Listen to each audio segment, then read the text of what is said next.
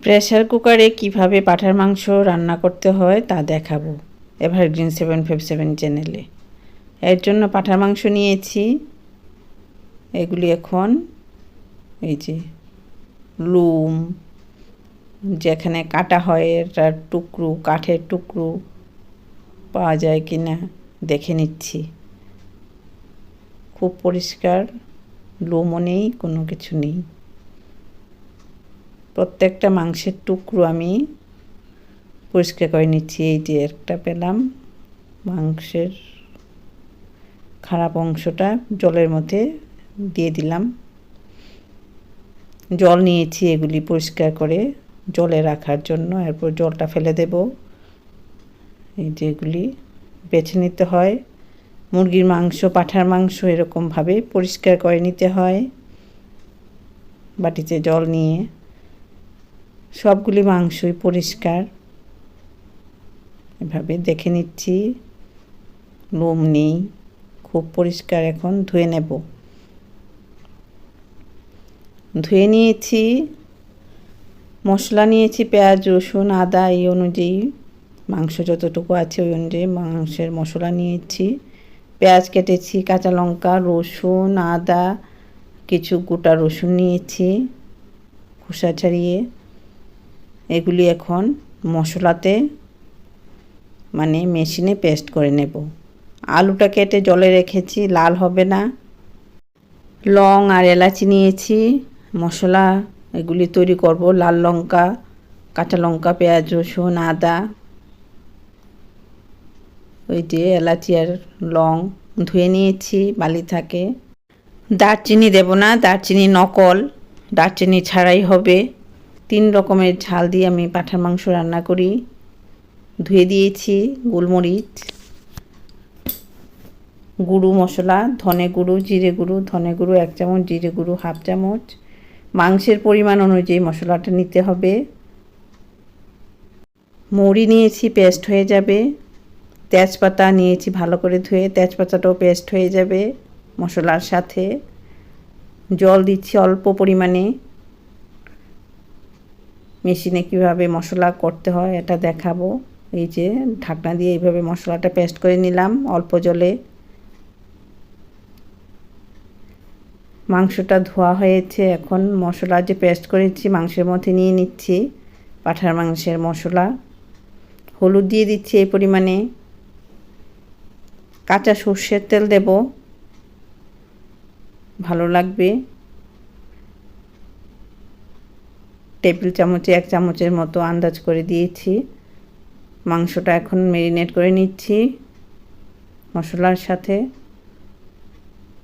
এরপর 30 মিনিট রেখে দেব মিশিয়ে। মাংসটা 30 মিনিটের জন্য এভাবে রেখে দেব ঢাকা দিয়ে। 30 মিনিট পর রান্না করব। সব মিশিয়ে নিলাম নুন বাদে। কড়াই গরম করে কড়াইতে অল্প পরিমাণে তেল দিয়েছি। মাংসতেও আমি অল্প তেল দিই, মাংসতে তো তেল থাকে, পাঁঠা বা মুরগি। অল্প তেলেই রান্না করতে হয়। চিনি দিলাম মাংসটা তাড়াতাড়ি সেদ্ধ হওয়ার জন্য। তেলের মধ্যে চিনি দিলাম, চিনিটা লাল হওয়ার আগেই মাংসটা দিয়ে দিতে হবে কড়াইতে। ম্যারিনেট করা মাংস, ঘরোয়া রান্না। এখানে মাংসটা ম্যারিনেট করে 30 মিনিট রাখার পর কড়াইতে দিয়ে দিচ্ছি। এখানে মাংসটা কষিয়ে নেব, তাহলে ভালো লাগবে। নাড়াচাড়া করে মিশিয়ে নিচ্ছি।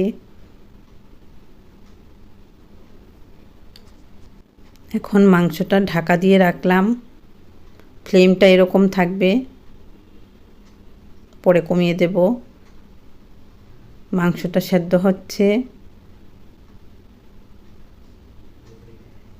মাংসটা আমি এখানে কষিয়ে নিচ্ছি। ফ্লেমটা এরকম কমিয়ে দিলাম। ঢাকা অবস্থায় মাংসটা ভেতরে সেদ্ধ হচ্ছে, এভাবে ঢাকা দিয়ে দিলাম।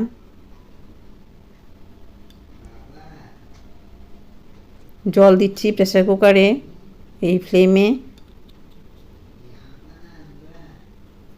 এখন মাংসটা কষিয়ে নেব নাড়াচাড়া করে। মাংসটা যত কষানো হবে মাংসটা ততই টেস্ট হবে। এই যে কষিয়ে নিচ্ছি, ঘষে ঘষে রান্নাটা রান্নারই পার্ট।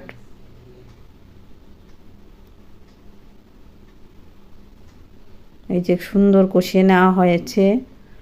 প্রেসার কুকারে যে জল দিয়েছিলাম এটা ফুটে উঠছে।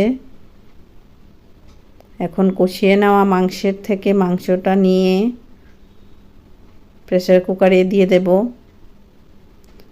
প্রেসার কুকারে রান্না করতে কিন্তু খুব যত্ন সহকারে রান্না করতে হয়। মাংসগুলি একে একে হাতা দিয়ে দিয়ে দিচ্ছি। প্রেসার কুকার ছাড়া পাঁঠার মাংস সুন্দর সেদ্ধ হয় না, এর জন্য প্রেসার কুকারে দিয়ে দিচ্ছি। প্রেসার কুকারে মাংসটা দিয়ে দিয়েছি, খুব সুন্দরভাবে নরম হয়ে যাবে। এখন আলুগুলি দিয়েছি প্রেসার কুকারে আমি গোটা কোয়া যে রসুনগুলি খোসা ছাড়িয়ে দিয়েছি।